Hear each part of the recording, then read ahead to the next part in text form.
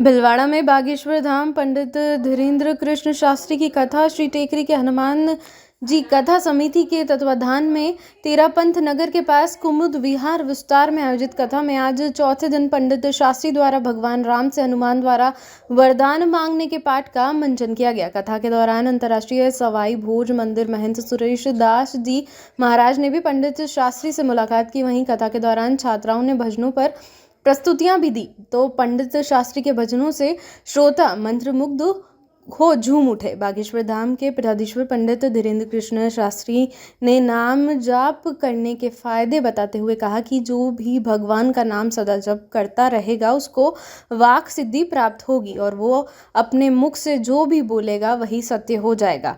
कथा के दौरान शास्त्री ने दान दीक्षा का महत्व बताते हुए कथा श्रवण को लेकर कहा कि भक्ति की प्राप्ति भगवान की कथा सुनने से ही संभव है। भक्ति का मतलब यही नहीं कि आप महात्मा बन जाओ, आप जो कर रहे हो वही करो, मगर जो कर रहे हो उसे राम काज समझकर करना चाहिए। भारत में हम लोगों को महात्मा नहीं भगवान का सच्चा भक्त बनाना चाहिए।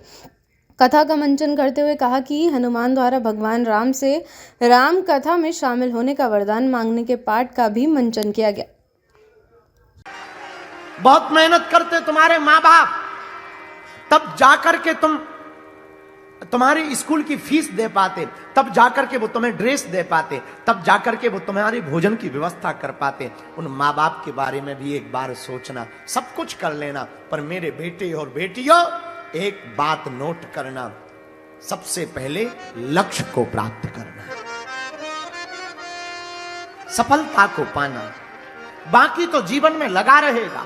और जितने भी अन्य लोग बैठे हैं, एक ही रास्ता है प्रभु को पाने का, भगवान की कथा। भक्ति की प्राप्ति भगवान की कथा से ही संभव है। भगवान की कथा सुनने से ठाकुर जी से प्रेम बढ़ता है।